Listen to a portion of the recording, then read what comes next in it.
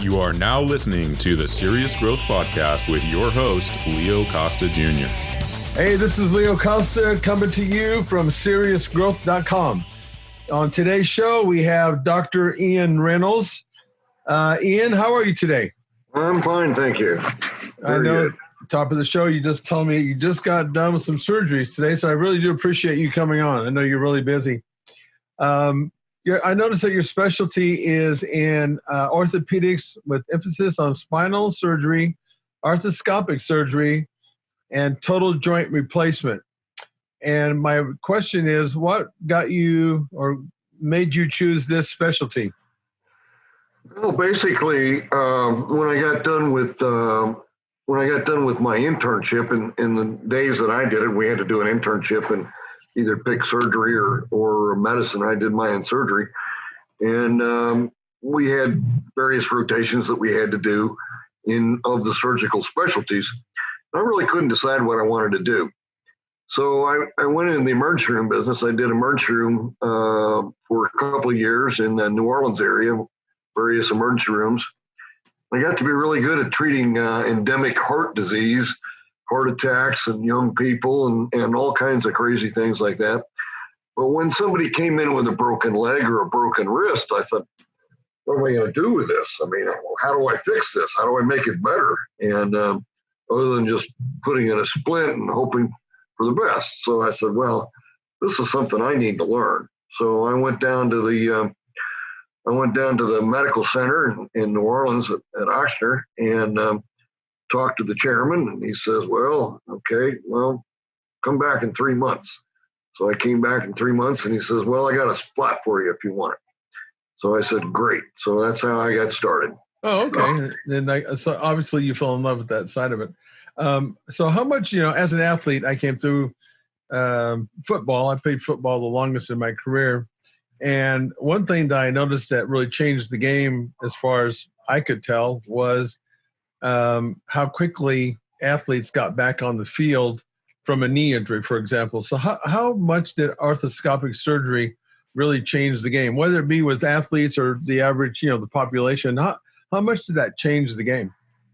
I think it helped tremendously. I mean, it was arthroscopy when I was going through residency was just getting started. I mean, we were doing things looking through our arthroscopes, but we didn't have cameras in those days. We had to actually put our eye down to the edge of the scope and look in the joint. And then what we would still do sometimes is make an incision and open up the joint and fix whatever needed to be fixed. But, a lot of that's changed now. We have instruments that we can do that. We can operate through a couple of little holes in the joint. And if somebody has a torn meniscus or something that was, disrupted during, an event that's minor, we can get them back full speed within a minimum of 6 weeks most of the time. Yeah. Well, actually, I remember maybe this guy, we had a crazy linebacker when I played college football. And I distinctly remember that guy having a surgery after a game or something like that. And he was back the next week. I mean, maybe it's just to the degree of the injury, but it was incredible how quick it could have been 2 weeks. But the point is, he came back pretty immediate, So I'm assuming that a lot of the part of the reason why the athletes come back faster, maybe you agree or you don't agree, but it has to do with it's not so, that putting that big scar on the leg was pretty aggressive. And wasn't that just part of the reason why people didn't recover quicker? Was just because of the actual Sure. When you cut open the knee joint, you make a big scar on it that really causes, really slows you down a lot. All that has to heal back up. Right. In a lot of cases, you'll get atrophy of your quadriceps, your vastus medialis, within a couple of weeks after that. And then you've got to spend time rebuilding that muscle. Right. But whereas if, you have today's athletes, I mean, they're well-developed, well-trained, and they, it's a minor thing for them to have an arthroscopic surgery. They don't lose their muscle as rapidly after an arthrotomy, which is to cut open the knee joint. Yeah. So they don't lose it. And excuse me a second, let me just put this in. Let me call you later. Okay. So they get better quicker. Yeah, no, I saw that firsthand. I couldn't believe it. So the surgeries that you do, is it, do you specialize with athletes, or is it just general population, or do you do many athletes? I guess is what I'm asking. I have done some athletes in the past. Depends on, who comes in the door a lot of times, but I have I take care of all kinds of people, not just athletes. I've done, a champion kickboxers. I've done people that have been in some MMA fighters, some people with water ski champions, different things like that. Yeah. Not in general. It's just general population. Yeah, just what comes across. So what do you think, in your opinion, what's the most dangerous sport? Most dangerous sport for injuries? Yeah. Well, it depends on, I guess, what country you're talking about, but I imagine rugby probably would be. How about like football, basketball, the general sports in our country? Football. Absolutely. Yeah. And then what is, in football, what have you seen as the main injury in that sport? Main injury, I think, was obviously the big problem was clipping injuries. Getting hit from behind and tear the medial collateral, medial meniscus, and anterior cruciate. That's called the terrible triad. Yeah. And, that's sometimes the beginning and the end of the knee when you have to fix those. Oh, yeah. And they still are. I mean, it's a lot better now with some of the rules. And then they have like a lot of the athletes now, especially the linemen, are all wearing those knee braces. But all the time you see them getting rolled up on, and it's amazing that more of that stuff doesn't actually happen. Right, sure. What about like for football, what about the back? I noticed that the offensive linemen, the way that they block and have to block, it almost seems like their back is like arched in a way that over time that you would see a lot of back injuries with them. Those people tend to have, they reach up to block when they come off the line. A lot of those guys end up getting what's called pars fractures. They get a slippage after they get a stress fracture in the area between the facet joints at L5S1, the very bottom of the spine. And those that can eventually then lead to degeneration of the facet joint and or the disc at L5S1. Then you get a slippage. The whole bone above your sacrum tends to slide forward a little bit, and that puts pressure on nerves.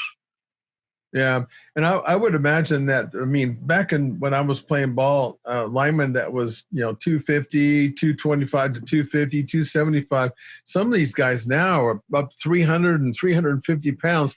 That's got to make it even worse, doesn't it? All that weight? I'm sure it does. It's all, they've got bigger muscles. They put more muscle on there. It's more stress.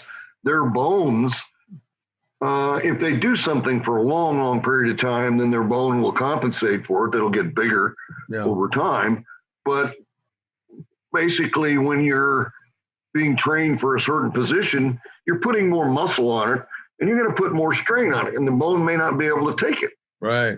Yeah, those guys they're freaks anyway. For some of those guys to be as big as they are and to run like they do, I'm just amazed at simply them doing that. I saw a lineman the other day when I was watching a game, and I couldn't believe how fast that guy was getting downfield. He went to tackle to somebody, and I thought this had to be a linebacker. Hell no, it was a damn lineman, big old 350-pound lineman. Yeah, they're amazing. How about as a trainer, I've trained a lot of people over the years, and I really kind of, again, I'm like you. I take on anybody that comes, sees us at our facility, but I spend a lot of time in learning how to train athletes. So to develop sports-specific training for the different sports, any kind of sport. And one of the sports that I found to be really rough on the low back especially is golf. Have you dealt with golfers? I have. Golfers, I would say probably about 50% of golfers have back problems, back injuries. Yeah. And that's because of the torque that they put on their spine. And it's a twisting injury. Sometimes if their form is not proper, not correct. They will have a little bit of flexion associated with it, and it's the flexion and the twisting that causes the disc to herniate. So the fibers in the posterior aspect of the disc are like this. Mm-hmm. So when you're twisting and you're flexing, those things tend to unwind. Actually, they're like this. I'm saying they're like that to start with, but when you twist and flex, they open up like that. Those fibers, and there's a weak spot there. Yeah. And then you can herniate a disc. Don't you think that movement is unnatural and it's a violent move? It is. It's unnatural. And I guess that like your natural physiology is designed to adapt to an environment. And I guess that I think a lot of the problems, even what I've seen with especially in sport, is because it's, there's so much repetition that it becomes overuse. And if you don't know how to begin with, not to overtrain the body, then the recovery from that is brutal. And sometimes you're just so overtrained that a lot of these guys play hurt, throughout a season. And I think a lot of it has to do with just so much. It's just overtrained all the time. Do you agree with that? I agree, absolutely. I think it's sometimes it's just too much. Yep, just too much. I know. I guess, but that's the nature of the beast. And it's gotten so damn competitive. It seems like now that they start earlier and earlier, and these guys don't last as long as maybe they should. In terms of kids, do you think the kids are starting tackle football too soon? I don't think it's been any different. It's just the nature of the game and the competition. Yeah. I think it hadn't changed in years. I don't think. Yeah, and I always thought that it's kind of relative. I mean, people worry about the kids like I forget how young they start, but it seems like they weren't running as fast, and it was all relative. They didn't really make contact like the people who are older do. So I never thought it was that big of a deal. But what I did notice was where the danger was the coaches that were weekend warrior coaches and not knowing how to teach technique. That's where I saw like a lot of the problem was, especially with the younger kids, like in Pop Warner. Coaches, they're not. Some of them aren't professionals. Yeah. That's where some of these kids get hurt. There's no doubt. Now, as far as I know that the sport-specific training has been a game changer. When I first came through, a lot of the coaches there wasn't a sports-specific coach at these in my time for sure at high school level, and usually at the higher level colleges, there already at that time there were coaches that were starting to be more specific to training. But what was obvious to me was that if you didn't put the athletes on a very specific training program based not only on their sport but on their position of their sport, what happened is you'd end up getting somebody that was stronger but usually slower because they weren't training the explosive aspect of that training program. Now, as a doctor, have you seen any difference as far as athletes that are trained with regard to ligament and tendon attachments? Can you tell as opposed to somebody who hasn't trained? Oh yeah, there's no doubt. If you bring up if you're in the right program and you're training for the right sport and you have a trainer that knows what they're doing, you're less prone to have injury. There's no doubt about that. Yeah. But if you're not, and they don't know specifically what they're doing, you're going to tear something. And much more easily. Yeah, and the other thing that I've noticed, again, being a trainer, and I've worked with plenty of athletes, and they have their own trainers, but one of the things I learned when I was traveling and over in Bulgaria, they have some very interesting coaches over there, very ahead of their time. And one of the things that they talked about was that stretching was, in their words, wasted energy. And in some cases, and I've seen this before, there are coaches and trainers that overstretch their athletes, and it seems to actually weaken the ligaments and tendons. Would you agree with that? I think stretching is important. I mean, there are some people that would say it's not necessary, but I absolutely think that stretching is important, not just specifically for ligaments and tendons, but for the joints themselves. And otherwise, if you're going to be exercising on a regular basis, depending on what protocol you have for what position you're playing or what specific sport you're in, you're going to cause some damage if you don't have the flexibility. Right. And here's the interesting thing from my perspective now as a bodybuilder. Let me tell you my experience based on what you're saying is when I first went over there, generally in our sport, bodybuilding, what we do is we do a few warm-up sets and then we go into what we call a working set. That's when you actually start your training program. And when the Bulgarians told me this, they said, look, the body becomes dysfunction. This is how your physiology works.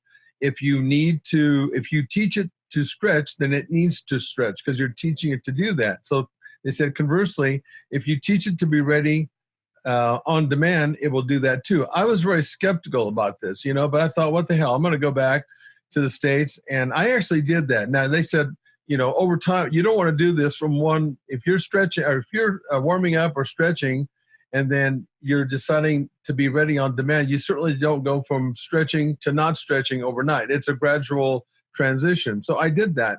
And I have to tell you that I was able to, over time, lift, and I was ready on demand. I could squat, for example, a 500 or 600 pound squat on my first set, and I could do it as easy as I did before I started when I stretched. So I think from my own experiences, I thought that that was actually, I was able to do that, and I didn't have any more injuries than I did when I was stretching. Again, I think that what you're saying is true as well, because especially if somebody has like a slight muscle pull, you might want to warm up a little bit to get the blood flowing, and I agree with that.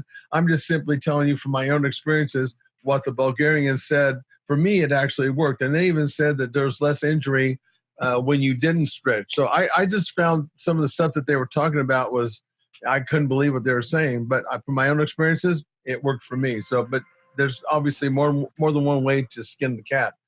So what about it may have something to do with just how much you stretch, Yeah. And to what degree you stretch. Yeah. Whether you're actually pulling on the ligaments too hard or pulling on the tendons too hard before you lift, before you work out. And I think that's what I probably saw in this example that I'm talking to, because I saw people actually what I thought hyper stretching, too much. And, and it's just like, even like when training with a belt or wrist supports, the body is always adapting to that environment. So if you're putting a belt on all the time or always training with wrist straps, that area actually becomes weaker, and so I just kind of thought the same thing when I saw some of these people I think you and I are talking about the same thing. They're just overdoing it, and that has the opposite effect or the consequence for that. Yeah, I agree. I absolutely agree. What about spinal surgery? I assume that over years now it's done differently than before. Would you say that's true? And if so, how? Well, there's a lot of new techniques out there that have been developed. I mean, I think in the old days, not too long ago, spinal surgery, if you had a disc that was herniated and it was pinching a nerve, that you would make an incision and go in and take out that part that was sticking out and get the pressure off the nerve. Which is still, I think, one of the best operations that can be done. There are other ways to do that now. Some of them are just through small little holes percutaneously. You can do it through a scope, but it may not, so each person has to be weighed differently as to exactly what the procedure would be best for them. But there are minimally invasive back surgeries that can be done, specifically fusions, that do not destroy as much of the architecture that Mother Nature put there. In the old days, we would just make an incision and separate the muscles off the spine and spend hours doing a fusion of some sort and not thinking that there'd be a problem. We would get a beautiful fusion, the bones would be solid, but the patient would still have back pain. And the reason why is because the wound was held open so long, and with retractors, it killed the muscles. Wow. So they turned into scar tissue. So they can't work. So they get chronic back pain. So there's been since that's been recognized, there's been a real push to try to do fusions with people that have instability or people that have discogenic pain, where the disc is just painful and they can't function, to do it through minimally invasive procedures. Sounds like, just like with the knee, it's less invasive in many cases. Yes, there's a big push to that. And in fact, I saw an article today. There's another push to do some type of an injection in the disc, put in some gel of some sort. I don't think that's been perfected yet, but it may be something in the future that will work. But some of these gels on the market, it's just like there's gels that you inject in the knee that help decrease pain in the knee. Well, even though it's somewhat arthritic, it doesn't cause any more pain, and it delays having to have your knee replaced. Right. So there's a push for that again, but I don't think we've reached or gotten an answer for it yet. It hasn't been perfected enough yet. Yeah. When I hear, again, this may be something my perception of this may be wrong, but because I think you're sort of answering this, but when I hear of somebody getting fused, I think of immediately they're going to have less range of motion. Is that true or not? Or is it like what you said? It's not, if you don't keep the body open and kill that tissue, can you get range of motion again when you fuse somebody? Well, by the time that you get to the point where you need a fusion, most likely you're probably not having much motion in that vertebral segment to start with, if there's one that's going to be fused, or two or three. Most likely there isn't very much movement. The body is just not going to allow it. But there is going to be more movement, more torque above that level that is fused and below it. So anytime you fuse any joint, it's going to affect the level above or the level below. In other words, if you fuse your elbow, there's going to be some consequences with your wrist or your shoulder.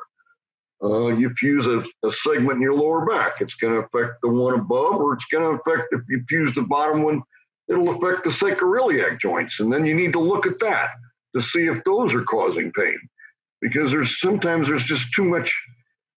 You have to look at all these things. And there may be misdiagnosis as to why somebody continues to have pain. Right. Now, do you notice that I'm assuming that there's a lot of inflammation in the area when somebody's having that kind of pain? Pardon me? I'm assuming that when somebody is in that kind of pain, there's a lot of inflammation in the body?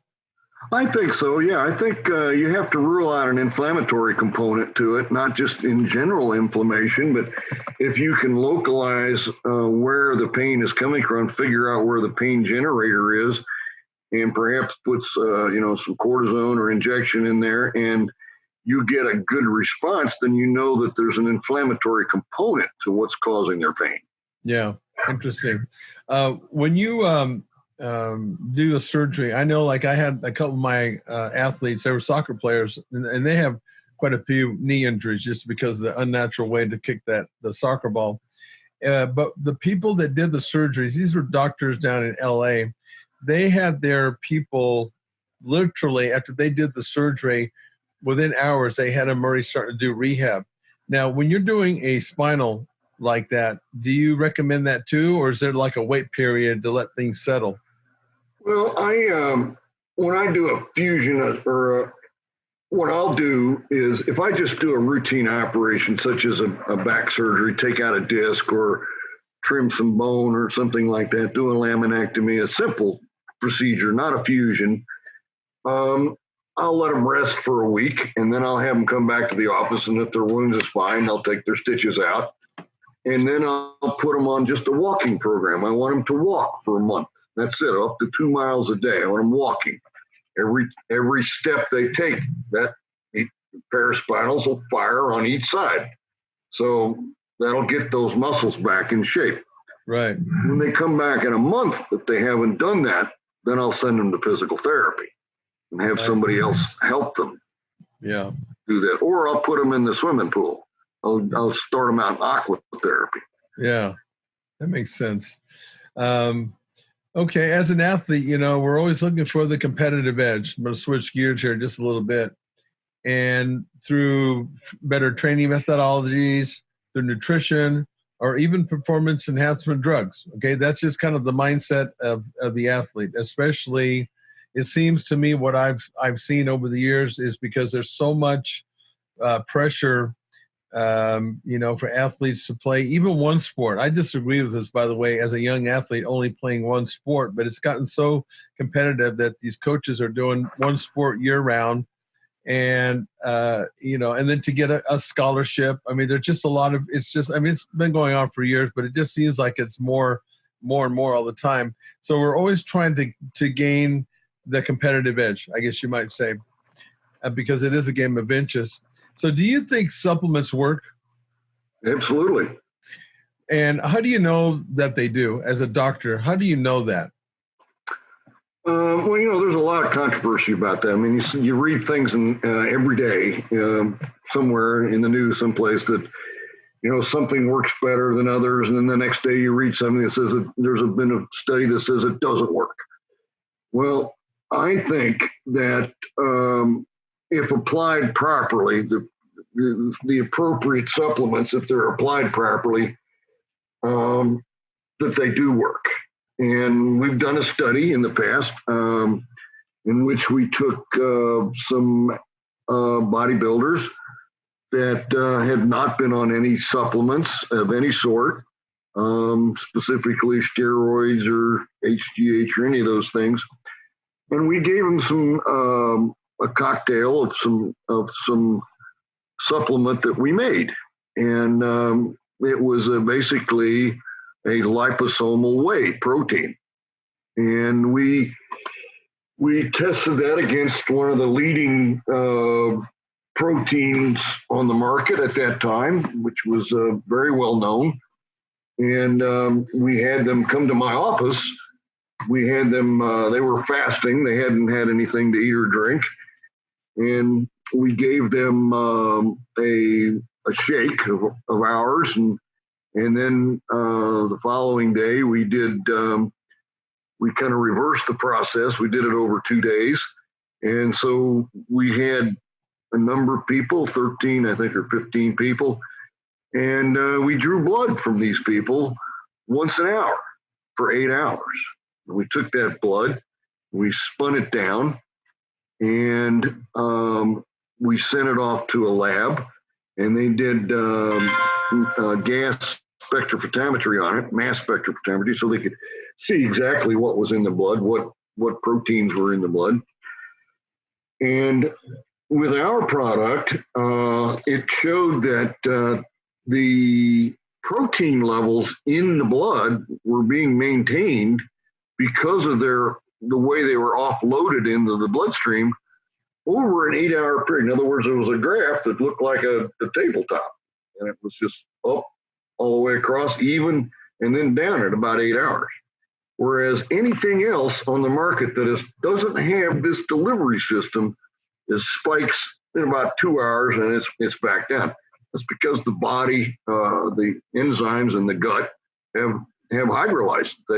They've broken it down.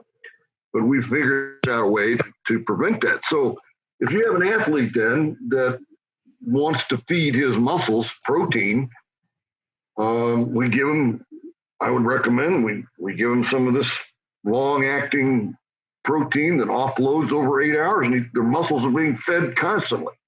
Yeah, that's interesting. And I know that we know somebody that does that liposoma therapy and technique, and that's amazing to me because from my perspective, we've always done a pre and post workout type of protein, and now with this, what you're talking about, you don't really need that. You can take one shake, and it lasts 8 hours. What the heck, What a beautiful thing to have that in your system for that length of time with just doing one shake, right? That's it. One shake.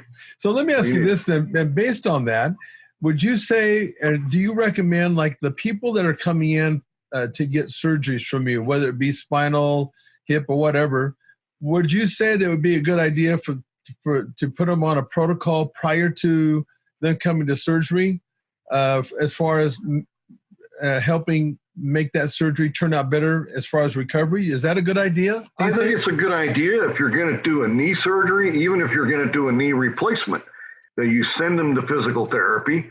You have them, trained on what kind of exercises they're expected to do afterwards. And you try to build up their muscles ahead of time. So it's advisable to send them to physical therapy for a month prior to even have surgery, but even depending on what it is, but usually not a back, but maybe a hip or a knee. Yeah. Specifically knees, it's advisable to do that. Build up as much, that way there's not as much of downtime after the surgery. Yeah, it's kind of like with my pregnant women that come into my facility. I have them train all the way up till pretty close to the end, and the comeback and the recovery from that is, at least 50% faster than those that don't do any training. Much better result, So I just and even like I'm thinking now, like even like when somebody has a bad knee, for example, and they're coming in to do surgery, even if, again, this is my opinion as a trainer who's worked with people like this, even if a person couldn't train their knee because it's just too far gone, they could do cross training. In other words, you train other parts of your body, and that injured side is going to get some benefit from that. And that's one of the things that I learned is, you can train the other parts and you're still going to get benefit, especially like if somebody's in a cast. It actually minimizes the atrophy a little bit when you cross train, even though they can't move that arm, but you can still train other parts of the body to keep that body. And again, it gets a better result at the end of the day, and I just thought that would be a good thing and you're already doing that. So that makes sense to me. I agree. Just generalized training. There is no doubt that physical exercise is absolutely beneficial. Yep. Pre-surgery, post-surgery. And once you establish a habit, then it's probably best that you continue to do that if you can stay in that habit. Yep. Going to the gym regularly, doing a little workout at home, some sort, every day. That is fantastic advice. In fact, I followed your advice. I've been doing it for 38 years. And I just, something, I've been that person that's gotten up really early in the morning, 3 o'clock, 4 o'clock in the morning. And I haven't changed, even though I'm out of the sport, I still do that. You talk about a habit. Well, bodybuilding is one of those sports that makes you crazy anyway, because it demands a lot of discipline. But I totally agree with you. It's helped me, and I look and I see people that are my age. And like you said, there's no question in my mind that some form of exercise on a regular basis is key. No doubt about that. Absolutely. And the problem is the general population hadn't figured that out yet. Amazing. You would think by now we would. Hey, I wanted to ask you, like I know that you recommend this protein with this delivery system, but are there any other supplements that you would recommend besides the protein? Well, besides the protein, just, maintaining the protein for the muscles. I have found, because I have tried it in the past, and that's creatine. Yeah.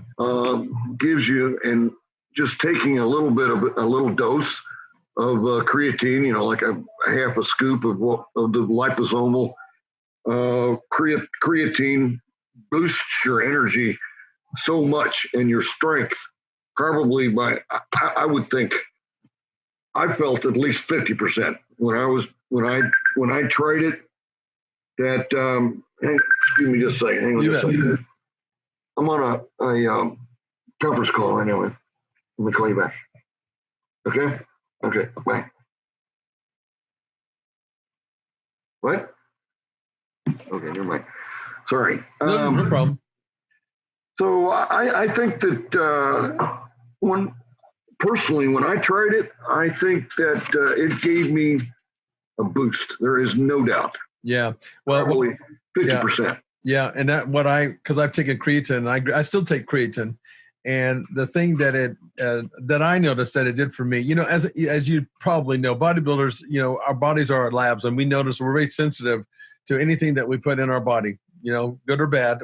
We have a response, and we're very in tune with our system. One of the things I notice when I take creatine is that it keeps the water in the muscle longer. So when you're hydrated, I think this is what you're saying, it gives you a boost. When you're hydrated compared to dehydrated, you're definitely going to feel a difference in performance. And I think that's what you're saying. Absolutely. There is no doubt. But with creatine, you have to remain hydrated. And because it can affect your kidney. It can it can make your creatinine elevated, which is, you don't want to get past 1.2 in that. So, but if most people stay hydrated. I mean, if they're working out, if they're bodybuilders, right? Yeah, except when they're going for competition. That is true. It's like always dehydrated. It's a whole different ballgame. Yeah, a whole different ballgame. Do you think supplements are dangerous? I think that I don't think they're dangerous. I think that if they're taken properly, but I prefer a supplement that's pure. In other words, it doesn't have all these other things mixed in it that half the time you don't have any idea what it is, and it may affect your blood pressure. It can affect all kinds of things. So I prefer something that's just pure. I mean, if it's whey, nothing else in it. Creatine, nothing else in it. Glutamine, nothing else in it. And if it's taken properly, you'll get the desired effect. I like your line of thinking, because one of the things I've also learned about the body is your physiology, as you know, is fantastic, and it's always trying to adapt to its environment. But what I've learned is that multitasking, your physiology, even though it will multitask, in other words, break down all these different items that are in the product, because that's what you're saying, it does a better job when it's only concentrating on breaking down one thing. And so I totally agree with what you're saying. In fact, I just bought a product yesterday on the market, and I had an option to buy it was like a olive leaf extract or something like that. And one of the products had not only olive leaf extract, but had all these other things that I had no idea what they really were. But I just used my logic is that, look, my body's going to break down one thing better than it's going to break down several things, and I'll only get a better benefit. So I just got the product, which is what you're saying. They had one thing that was pure. I like that strategy. And well, I think, you go look at these, you go buy some protein, or you go buy something, like a pre-workout, and there's maybe 10 or 15, maybe even more than that, different things in it. You don't know how all that stuff interacts. Right. I mean, one chemical may interact differently with another chemical, and it's all going in your body. Right. You may get your blood pressure may go through the roof, and it may affect your thyroid. Who knows what it'll do? Some people really get sick from those things. Well, and then not only that, people don't realize sometimes, and again, I'm not saying I'm not, I'm not a person that's done the same thing, but all of a sudden it's like I got a whole drawer full of supplements. It gets ridiculous. And it's like, wait a minute, I'm supposed to be supplementing with these supplements, not making it, something that's like a meal now, for goodness sake.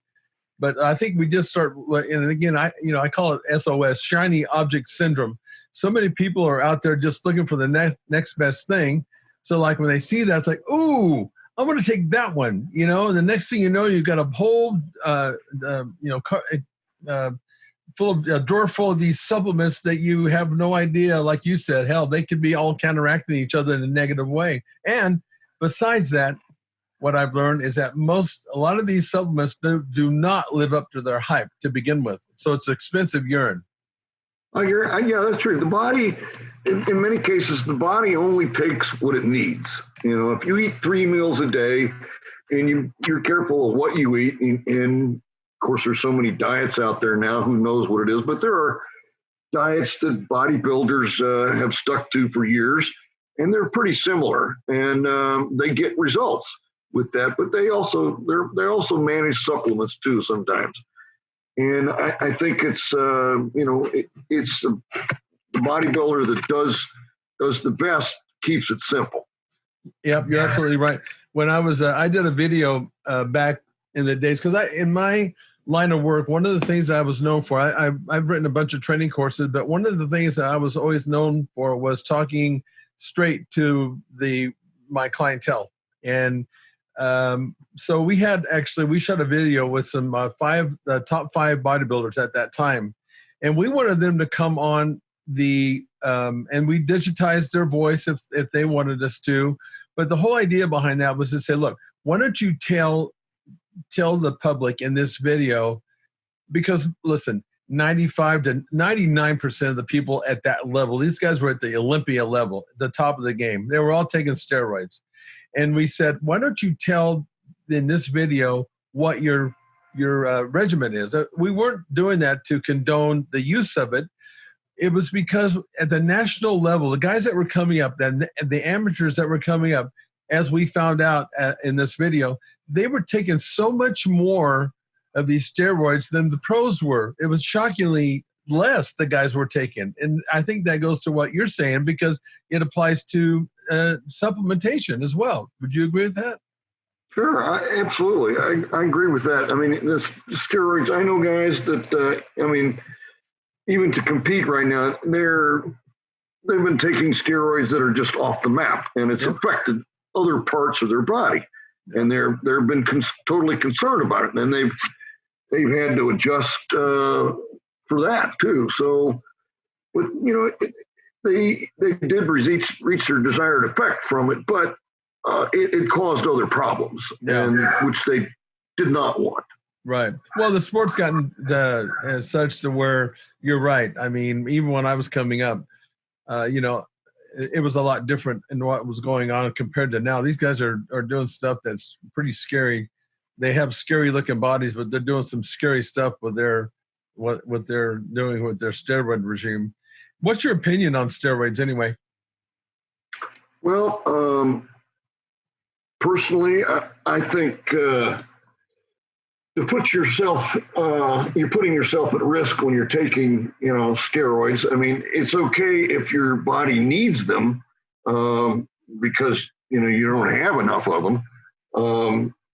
It's okay if you need to rebuild a muscle that's been damaged by using HGH or some testosterone or something like that, or anabolic steroid. But in general, I think you should try to achieve the maximum that you can without them. As far as competition is concerned, I think it's not fair in sport, obviously, because the next guy might not take steroids. You're competing against somebody that's got a chemical advantage. Right. That's not fair. No, it's not. And here's what I learned. I completely agree with you. When I wrote my training courses, it was all about, I didn't want to take steroids. It was all about just developing the best training program. And I stood by that until I got to the regional level, because what happens is this. Here's the reality of what you're saying, because you're right about that. It's unfair to the person who's trying to do it natural. But here's one of the things I learned in my sport was that even at that level, I was competing in natural events, and guys what they learned how to do was beat the system. They would come off the steroids, and so there was no testing like they're doing now. There's a natural movement now that's out there in the industry that wasn't out as much when I was competing, so it was never fair to begin with. Even when you were at a natural event, you were competing against guys that were enhanced, so I was conflicted with that, because at some point, listen, I like to compete. And I knew that no matter what, I was competing against guys that were enhanced. And I made the decision, of course, at that point, I was already up to the national level. I made the decision to go ahead and use them. Now, and, I found out everything that I could about these things so I could make a well decision, at least in my mind. I was well informed, so I could make my decision. But you're absolutely right. But so what's the guy supposed to do? Not stop training and change the sport because it's going to be out there no matter what, And I don't know. My opinion was this, I don't think there is, and again, I want to say it again on this camera. I don't condone the use, but at the same time, I don't think that steroids are as dangerous as I don't know if the medical industry makes out to be, or just people in general think they are.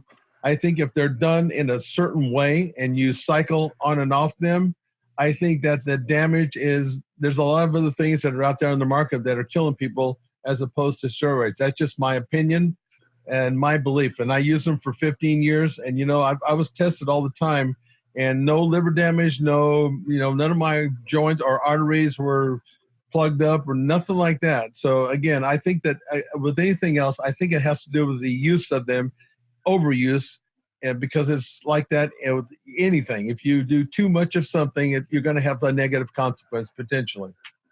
Yeah, I agree. I absolutely agree. I think if you're going to use that and the sport condones it, I guess, then it has to be monitored. You have to know somebody that knows what they're doing to help you do that. And there are people out there, there are doctors out there that do that.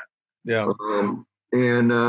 As long as they're comfortable with it, and you don't get into trouble, hopefully your body will respond appropriately. But everybody's a little different. You may not respond as well as you should, and maybe that's not for you. But that's something that needs to be monitored. Yeah, exactly. Anyway, I was just curious about what you thought about that. So listen, let me ask you this now. Are you currently, if you don't mind me asking, are you working out or do you do any kind of a training program consistently? I haven't done, I'll be honest with you. I have been working out with a trainer for probably the last 8 years on a regular basis, but I haven't in the last, probably the last year, because I had a couple of neck injuries. And so, I know exactly what I'm talking about. I had a couple of neck injuries. I had 2 neck surgeries, and then I had a back surgery on top of that. Wow. So I had 2 neck surgeries and a back surgery in the last year and a half. So, but I'm just now getting ready to go back to the gym and start over. Beautiful. Did you do any bodybuilding or powerlifting when you were younger? No, I really didn't. This is something I got into probably about 10, 15 years ago. Just going to the gym. I did do some martial arts and do some Kempo. And in order to just kind of feel good, I just went to the gym and had a regular workout. Yeah. Were you going like 3 days a week, 5 days a week? I'm going 3 days a week. Yeah, that's good. I tell my people in my own facility, because I have these personal training studios, and I tell them, look, I'd rather you come in 3 days a week consistently than 5 days a week inconsistently, and because your body will just get a much better response. And I think what happens a lot of times with individuals, it's human nature, is when they start, they go balls to the wall, and they don't realize that if you take that approach, at some point you're going to burn yourself out, and it's just wiser to go in. And I wouldn't do any more than 3 hours a week, but there's other things that you need to do along with training. I'm not telling you something that you don't know. You need to do weight training, you need to do some cardio, and you need to do nutrition, because those are the 3 components that are definitely responsible for the overall outcome. So it'll make a huge difference. I think, first of all, you get your nutrition sorted out, what you're going to eat, how much you're going to eat. Get started on your workout program, 10, 15, 20 minutes cardio. Then you start doing I'm a diabetic, and they say that diabetics do best with weight resistance. I know that to be true. So weightlifting is really what I like to do. But to get started again, you really should have an experienced trainer, right, who is going to know by watching you and what you can do, how much you can do, how much she can push you to the next level. Yeah. You shouldn't do it by yourself. You should have a trained professional help you. It may cost a little bit extra money, but it's worth it. Yeah, I had somebody tell me one time, they said, what you want and what you need are 2 different things in many cases, and that person was so right. And that's exactly what you're talking about. So, yeah. And, the thing about the industry now, there's a lot of, when I first started, at least in my area, personal training wasn't as popular as it is now. It seems like everybody and their sister and their aunt and their dog are doing personal training to some degree. And I think some of that is because of social media. And to be quite honest with you, one of the reasons why I came back out in the industry, because I retired, and even the business, I stopped making developing training courses and all that kind of stuff, and we're back again. But some of the reason why I'm back is because I started seeing some of this information that's on social media, and I was like, I couldn't believe it. I mean, some of these people, I guess it's in every industry, they have just enough information to be very dangerous to the clients that they're working with, So I thought, well, I'm going to do my part and come out, and I'm going to start talking straight again and come out and do these podcasts and with people like yourselves. And because you're the real deal, and more people need to hear this kind of stuff, because they don't, when you're an unsuspecting client, you don't know sometimes how, what kind of environment that your trainer is putting you in. Well, I think it's also important that if you're going to have a trainer, that you need to pick a trainer, somebody that's probably had some experience in bodybuilding. I mean, whether it be competition or, whether it be, professional, or whether it be at least amateur, they should know more than anybody else, because there are trainers that you can go and get, and they may have had a 6 weeks course, and they may have a little certificate that's signed, a 12-week course in how to be a trainer, but they are not, as far as I'm concerned, they don't know. And unless they've been through it themselves, they don't know. No, you're absolutely right. I mean, think of it. If you, as a doctor, did a 6-week course, and then you went out and started doing this stuff, I mean, maybe that's a bad example, but it's the same idea, No, for sure. Albert Einstein said it best, and so did my dad. He was smarter than I thought he was, But Albert Einstein says, true knowledge, or real knowledge, is through experience. You got to do this stuff day in and day out and know this stuff to the nth degree. And I know, I can tell by talking to you that you know that. And I'm one of those guys that knows that too. I've learned it from firsthand experience. Sure. It makes a huge difference. So anyway, listen, I wanted to, I really thank you for coming on, because I know you're very busy, and I learned something from you today, and I appreciate that. And it was a really interesting interview. So Ian, thank you very much for coming on today. Well, I appreciate that. Thank you very much, Neil. You're just the consummate host. You're just fabulous. Thank you, sir. I hope we can talk again. Well, I'd like to come visit you in Texas one of these days. Sure. You're still living there, yeah? Oh, yeah. Still here. Okay, sounds good. Well, thank you again very much for coming on the show. Right. Enjoyed it. Thank you very much. Bye-bye. Bye-bye.